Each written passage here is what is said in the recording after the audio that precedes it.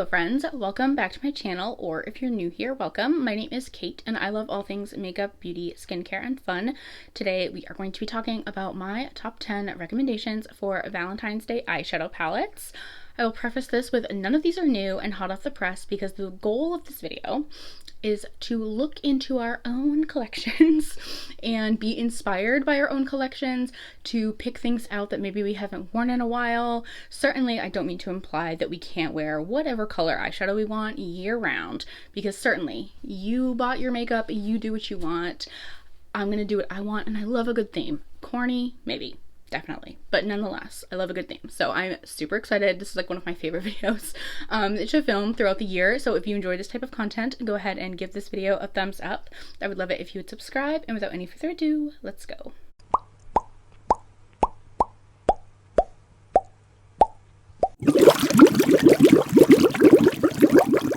Okay, so as I mentioned, we're going to be talking about my top 10 picks for eyeshadow palettes. I do love indie makeup, especially indie eyeshadows.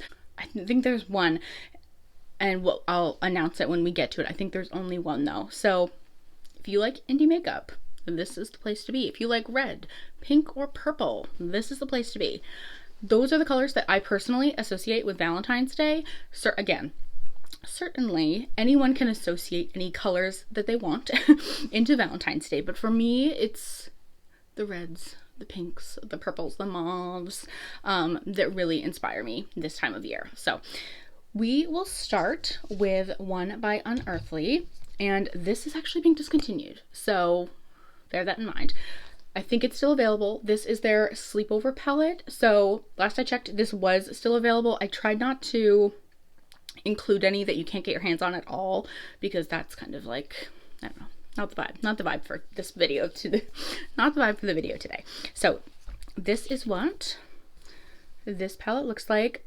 Classic pinks, purples. You have this like white shimmer, you have this really deep purple with sparkles, or this deep brown. I enjoyed this palette allows you to do really simple, beautiful pinky purpley makeup, or you can do something a little bit different, create some depth, create some unique looks. Love this palette.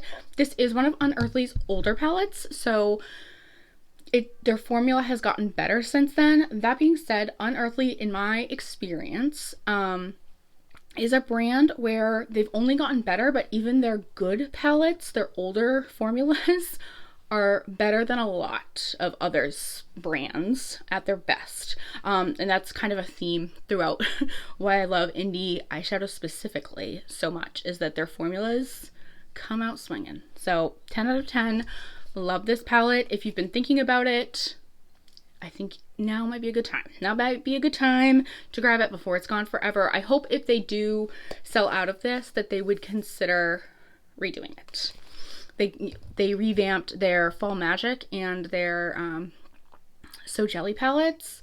So once this is gone, I'm going to be very sad, because then you guys can't get your hands on it. But I'm hoping that if they're indeed going to do away with it, like they say they are, that they revamp it and bring it back, because it's just too good. I love the color story.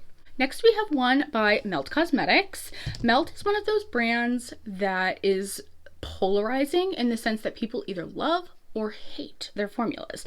They used to be less polarizing, and that a lot of people, most I dare say, really enjoyed their formulas. That being said, I do not personally feel like Melt is one of those brands where if you are a beginner, their formulas are going to be the most fun to play with. They are very pigmented right off the bat, and so sometimes, historically with me, playing with them, and I love Melt, but I have struggled sometimes because their shadows are they're a drier formula, but they're very pigmented, and so if you are not going in with a lighter hand and building, it can be too much, too fast, and really hard to blend. So that's just kind of my cautionary tale. If you're somebody that really likes softer looks, or if you're somebody that is like still trying to like master what techniques work for you and how you do your eye makeup, Melt can be a little picky, but nonetheless, I really enjoy them. I prefer something that is going to be more pigmented that I can blend out. That has not always been the case, but currently, today where I am, that is the case. So I had to mention this one. This is the Gemini 2. And I feel like this one is often very overlooked. So while it does have some greens in here, I feel like these shades, the mauve and the dusty roses and the red, stunning. Perfectly stunning. I think that this perfectly encapsulates when I picture like roses or peonies or like any of those romantic Valentine's Day flowers. I feel like this palette really emulates that. This one does what a lot of melt palettes don't do, and they did give us a little bit more of those lighter toned neutrals, which is why I think in terms of melt palettes, this is might be one that folks who are like wanting to dip their toe into the brand might appreciate. Because it does have a little bit of flexibility on this end of the palette. I love this color story. I think I underutilized this palette significantly in my collection. It is very matte heavy with there only being 2 shimmers. So if you're somebody that prefers a shimmer, this might not be the palette for you. But if you really enjoy mattes and you really enjoy a pigmented formula, this is beautiful. 10 out of 10 would recommend. Next up, I wanted to choose something that's maybe a little bit more neutral. While I am somebody that loves colorful eyeshadow, I know that that's not necessarily everybody. So I do have a couple of neutral options here. The first one is by Sigma, and this is their new mod palette. So I think that this is a pretty safe option in terms of you definitely have the neutral shades in here, but it also allows folks that maybe want to add a pop of something, or if you want to really go for it, you have both of those options. The formula on Sigma's palettes I find to be beautiful. I find them to be really workable and blendable and buildable, and I love their shimmers all over the lid. For any of my shimmers, I always lay down some kind of a glitter glue just because I feel like it gives them the best opportunity to shine, no pun intended. Well, pun heavily intended, but I just think this is a beautiful palette. 10 out of 10. I don't think Sigma honestly gets enough love. You know, I feel like they're underrated. Like, look at this. It's just so pretty. So pretty. I just feel like it's very versatile. You can create a lot of looks with it. If you want more neutral, this is your go-to. If you want something a little more bold, you can still do that with this. Love this palette. The next one is also a nude option. However, it is not a cost-effective option. But this is your sign. If you have this lingering in your collection, gathering dust like mine is, now would be the time to strike. This is by Pat McGrath, and this is her Divine Rose palette. So this is what this one looks like. I will say Pat McGrath has one of those formulas that is it works very well on more melanated skin. So somebody like me who is nearly translucent, a shade that looks like it's going to be really soft can be more pigmented once I put it on the eyes, because these shades are meant to work well on folks who have actual melanin in their skin. That being said though, I do love her formula. I feel it's very blendable. It's very easy. If you want to build it, you can really create some punch, or if you want to sheer it out, I feel like it's really easy to work with and manipulate that way too. Her astral shades here are like so special and beautiful. This one has like a little bit of like a gold orange shift. I think you guys are actually only seeing the gold orange shift, but rest assured it's pink. Like when I look at it, it's a pink shade. But very special, very beautiful. Do I think you need to run out and spend $125 on this palette? No. No, that's not what this is not for you if you don't have this palette. This is for you if you do have this palette and it's collecting dust. Bring her out. She's beautiful, lovely formula, very easy, everyday, neutral. You're not going to get anything super crazy. The craziest shade, of course, is this one right here. And it's beautiful and it's special. You can even, if you're really wanting to be super simple, you can even just use her special astral shades. One and done, tap it out all over the lid. Love this palette. 10 out of 10. This next palette, this is like, it's time to shine. It was made for Valentine's Day, in my humble opinion. This one is the Vintage Rose palette by Give Me Glow. I talked about this one last year, probably talked about it the last 3 years. It's so good. It is so good. first of all, the pans, the palette itself is this like wider than my head, and the pans are huge, so you get a lot of product. This one's also so versatile in the sense that you can create something pretty neutral, soft, romantic, or you can like really take it there and be super punchy and beautiful and dramatic. I love that it has this hot pink shade in here. I love hot pink, so I just love the way that if I blend one of these all out and buff it out into the crease, I can like add this more targeted into the depth of my crease and create that beautiful pop. The purples, I really enjoy that this one is like a little bit more soft and muted and grungy. This one's a little bit more poppy. Love their shimmer formula is crazy. Let me just show you this. I know I'm gonna overlay swatches, but that was one little dip. It's stunning. It is so, they make one of my favorite shimmer formulas. It's not thick, it's not chunky, it blends out beautifully on the eyes. I'm somebody that is 34, so signs of aging are, you know, gracing me. They're gracing me with their presence. So this is one of those formulas that I find it blends out really beautifully and easily on the eyelids. 10 out of 10. Love this palette. I have two different palettes from Glamlight. This was a brand that was like pretty tricky for me to narrow down because they do so, first of all, I have a lot of palettes from Glamlight and they do so many beautifully curated color stories that it was, in my opinion, kind of tricky to like pick just a couple. So I did have to put a couple back, but these are the top two contenders in my humble opinion.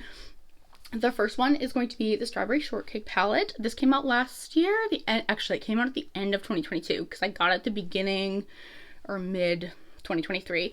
So this is the Strawberry Shortcake Berrylicious palette. So cute. I feel like Glamlight is another example of those brands where their formulas get better and better and better. And I think this is like one of the first palettes where it was like it leveled up, clearly leveled up a notch.